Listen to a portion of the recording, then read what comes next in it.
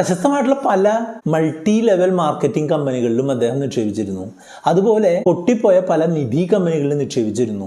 കഴിഞ്ഞ ദിവസം വീട്ടിലേക്കുള്ള ഗ്രോസറി പർച്ചേസിന്റെ ഭാഗമായിട്ട് ഞാൻ തൃശ്ശൂരുള്ള ഒരു ഷോപ്പിംഗ് മാളിലേക്ക് പോകുകയുണ്ടായി. ആ സമയത്ത് നമ്മളോട് എപ്പോഴും നല്ല രീതിയിൽ പെരുമാറാറുള്ള ഒരു സെക്യൂരിറ്റി ചേട്ടനെ ഞാൻ അവിടെ വെച്ച് കണ്ടു. എന്തോ കുറച്ച് സമയം എനിക്ക് അദ്ദേഹത്തോട് സംസാരിക്കാനുള്ള ഒരു സമയം അന്ന് കിട്ടുകയുണ്ടായി. അദ്ദേഹത്തോട് സംസാരിച്ചപ്പോൾ വളരെ ടച്ചിങ് ആയിട്ടുള്ള കുറച്ച് കാര്യങ്ങൾ റിട്ടയർമെൻറ്റിനെ പറ്റി മനസ്സിലാക്കാനായിട്ട് സാധിച്ചു.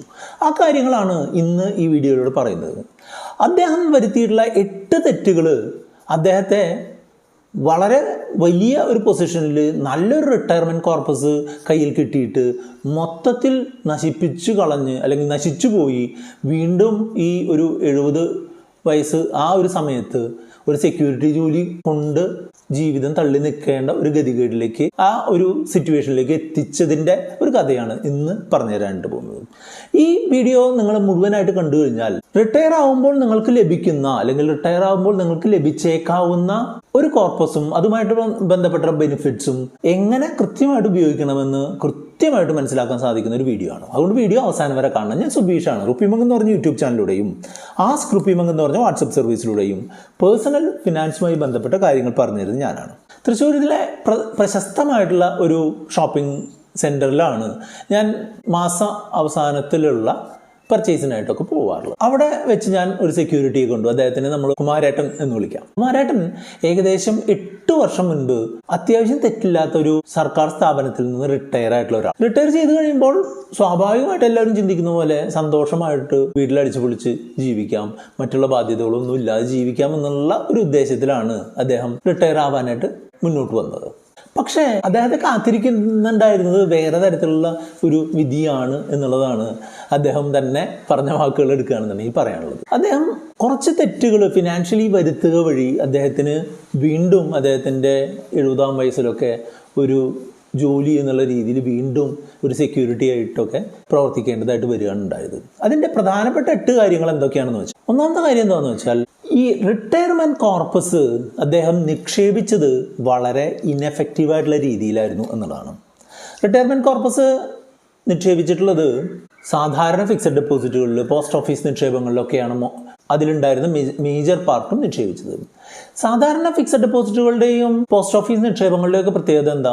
അതിനൊരു ഫിക്സഡ് ആയിട്ടുള്ള ഒരു റിട്ടേൺ ആയിരിക്കും ഉണ്ടാവുക. അത് സാധാരണ നിലയിൽ നമ്മളുടെ പണപ്പെരുപ്പത്തിനേക്കാൾ കുറഞ്ഞിട്ടുള്ള റിട്ടേൺ ആയിരിക്കും. അതായത് 100 രൂപ മാക്സിമം പോയാൽ ഇത്തരം സ്ഥാപനങ്ങളിൽ നിക്ഷേപിച്ചാൽ 107 രൂപയൊക്കെയാണ് ആവുക.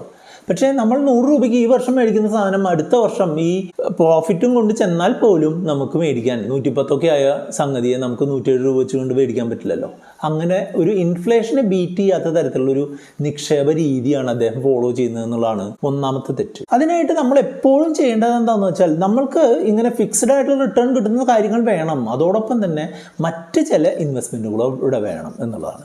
അതായത് മ്യൂച്വൽ ഫണ്ടുകൾ പോലെ സ്റ്റോക്കുകൾ പോലെ ഒക്കെയുള്ള ഇൻവെസ്റ്റ്മെൻറ്റുകളും കൂടെ ഉണ്ടാവുന്നത് നന്നായിരിക്കുമെന്നാണ് എൻ്റെ അഭിപ്രായം. അപ്പോൾ ഇതിനെപ്പറ്റി കൂടുതൽ എന്തെങ്കിലും അറിയാനുണ്ട്, നിങ്ങൾക്ക് നിങ്ങളുടെ റിട്ടയർമെൻറ്റ് കൃത്യമായിട്ട് പ്ലാൻ ചെയ്യണം എന്നൊക്കെ ഉണ്ട് എന്നുണ്ടെങ്കിൽ നിങ്ങൾക്ക് നമ്മുടെ വാട്സപ്പ് നമ്പർ ആയിട്ടുള്ള 8848030018 നിങ്ങൾക്ക് കോൺടാക്ട് ചെയ്യാം. രണ്ടാമത്തെ തെറ്റ് അദ്ദേഹം വരുത്തിയത് എന്താണെന്ന് വെച്ചാൽ അദ്ദേഹത്തിൻ്റെ മക്കളുടെ ചില വിദ്യാഭ്യാസ കാര്യങ്ങളുമായിട്ട് ബന്ധപ്പെട്ട് ഉണ്ടായിട്ടുള്ള വലിയൊരു കടം അദ്ദേഹത്തിന് വീട്ടേണ്ടതായിട്ട് വന്നു എന്നുള്ളതാണ്.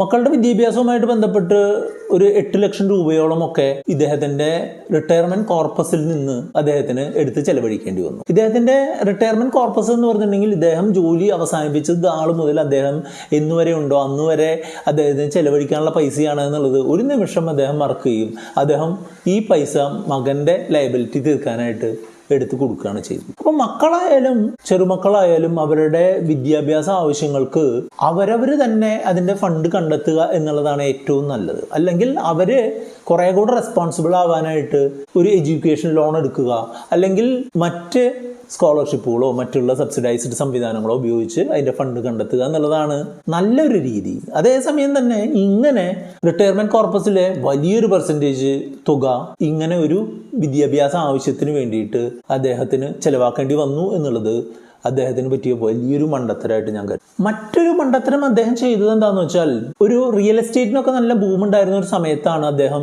ഈ റിട്ടയർ ആയത്. അപ്പോൾ കിട്ടിയിട്ടുള്ള ഒരു പൈസ വെച്ചിട്ട് ഒരു 30 ലക്ഷം രൂപ കൊടുത്തിട്ട് ഒരു വീടും സ്ഥലവും വാങ്ങുകയാണ്. അന്ന് ആലോചിച്ചിരുന്നത് എന്താണെന്ന് വെച്ചാൽ അതിന്റെ വാടക കൊണ്ട് കാര്യങ്ങൾ കുറേയൊക്കെ നടന്നു പോകുമല്ലോ എന്നുള്ളതായിരുന്നു ഉദ്ദേശിച്ചത്.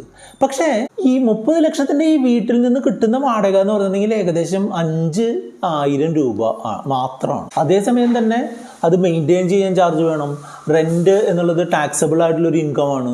പിന്നെ ഇതിന് ടാക്സുകൾ അടയ്ക്കണം. അങ്ങനെയുള്ള ധാരാളം ചെലവുകൾ ഉള്ളത് കൊണ്ട് തന്നെ റിയൽ എസ്റ്റേറ്റിൽ നിന്ന് കിട്ടുന്ന റെന്റൽ ഇൻകം ഇപ്പോഴത്തെ ഒരു സാഹചര്യത്തിൽ കേരളത്തിൻ്റെ ഒരു പ്രത്യേക കോണ്ടെക്സ്റ്റിൽ അത്ര നല്ലൊരു ഏർപ്പാടല്ല എന്നുള്ളത് അദ്ദേഹം ഇപ്പോൾ മനസ്സിലാക്കുന്നുണ്ട്. അദ്ദേഹത്തിന് ഇപ്പോൾ കിട്ടുന്ന 5,000 രൂപയാണ് എന്നുള്ളതാണ്.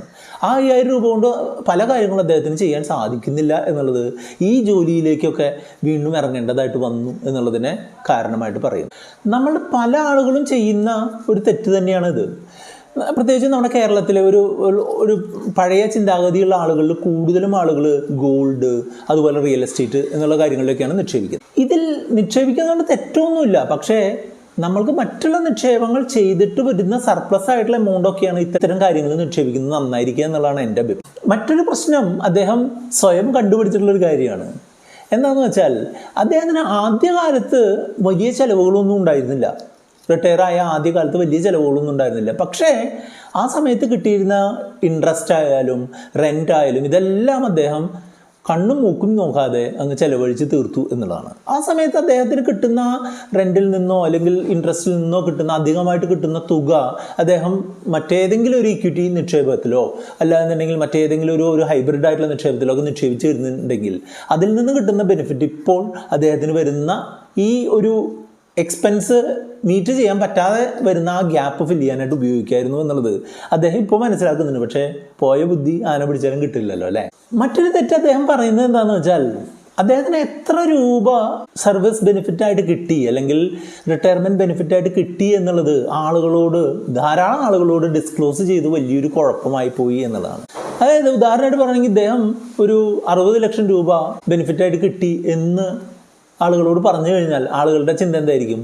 അതിൽ നിന്ന് 1 ലക്ഷം രൂപ കടം ചോദിച്ചേക്കാം, അല്ലെങ്കിൽ ഒരു 2 ലക്ഷം രൂപ എൻ്റെ വീട് പണി എന്ന് തന്നെ ഒരു കടം ചോദിച്ചേക്കാം, അല്ലെങ്കിൽ എനിക്കൊരു വണ്ടി മേടിക്കുന്നതിന് ഒരു 50,000 രൂപ കടം ചോദിച്ചേക്കാം. ഇങ്ങനെയുള്ള ചോദ്യങ്ങളൊക്കെ വരാനുള്ള സാധ്യത കൂടുതലാണല്ലേ. നമ്മളെ കയ്യിൽ കൂടുതൽ പൈസ ഉണ്ടെന്ന് അറിയുമ്പോൾ ആളുകൾക്ക് അത് എന്താ എനിക്ക് കുറച്ച് കാലത്തേക്ക് കടം തന്നാൽ എന്നുള്ള ഒരു ചിന്താഗതി വരുന്ന ആളുകളാണ് കൂടുതലുള്ളത്. അപ്പോൾ അങ്ങനെ അദ്ദേഹത്തിന് കുറേയധികം പൈസ അങ്ങനെ ആളുകൾക്ക് കടമായിട്ട് കൊടുക്കേണ്ടതായിട്ട് വന്നിട്ടുണ്ട് എന്നുള്ളതാണ് പറഞ്ഞത്. ആ കടമായിട്ട് കൊടുത്തിട്ടുള്ളതിൽ മിക്കവാറും കടമൊക്കെ ഇപ്പോഴും കടമായിട്ട് തന്നെ അവശേഷിക്കുകയാണ്. കടം എന്ന് പറയുന്നത് ഭയങ്കര ബുദ്ധിമുട്ടുള്ളൊരു സംഗതിയാണ്. കടം കൊടുക്കുന്നവനും വാങ്ങുന്നവനും കുറച്ച് പ്രശ്നമുള്ള സംഗതി തന്നെയാണ്. കടം കൊടുക്കുന്നവന് എന്താ പ്രശ്നമെന്ന് വെച്ചാൽ ഈ കടം കൊടുത്തത് ഒരു 90% കടവും തിരികെ കിട്ടാറില്ല എന്നുള്ളതാണ്. അതുകൊണ്ട് തന്നെ നിങ്ങൾ ഒരു റിട്ടയർ ആവാൻ പോകുന്ന ഒരാളാണ്, അല്ലെങ്കിൽ നിങ്ങൾക്ക് മറ്റെന്തെങ്കിലും കാര്യം വഴി ഒരു ലാർജ് എമൗണ്ട് കിട്ടുന്നുണ്ട് എന്നുണ്ടെങ്കിൽ അത് പരമാവധി വളരെ കുറച്ച് ആളുകളിലേക്ക് മാത്രം റെസ്ട്രിക്റ്റ് ചെയ്ത് വെക്കുക എന്നുള്ളതായിരിക്കും നന്നാവുക എന്നുള്ളൊരു അഭിപ്രായമാണ്. മറ്റൊരു മണ്ടത്തിന് അദ്ദേഹം ചെയ്തത്, അദ്ദേഹം മറ്റൊരാൾക്ക് വേണ്ടിയിട്ട് ഒരു ലോണിന് ജാമ്യം നിന്നതാണ് അദ്ദേഹത്തിന് 5 ലക്ഷം രൂപ നഷ്ടം വരുത്തിയത് എന്നാണ്. ആർക്ക് വേണ്ടിയാണോ ജാമ്യം നിന്നത് അദ്ദേഹം ലോൺ അടയ്ക്കാൻ വലിയ ഇൻട്രസ്റ്റ് ഒന്നും കാണിച്ചില്ല. ഈ പെൻഷനുള്ള ഒരാളാണ് എന്ന് അറിഞ്ഞുകൊണ്ട് തന്നെ ഇദ്ദേഹത്തിനെതിരെ ഈ പൈസ കൊടുത്തിട്ടുള്ള ആൾക്കാർ ഇദ്ദേഹത്തിനെതിരെ ലീഗലി മൂവ് ചെയ്യാൻ ശ്രമിക്കുകയും അതുവഴി ഉണ്ടായിരുന്ന കോമ്പൻസേഷൻ ഇദ്ദേഹം കൊടുക്കുകയും വേണ്ടി വന്നു എന്നുള്ളതാണ് അദ്ദേഹം പറഞ്ഞത്.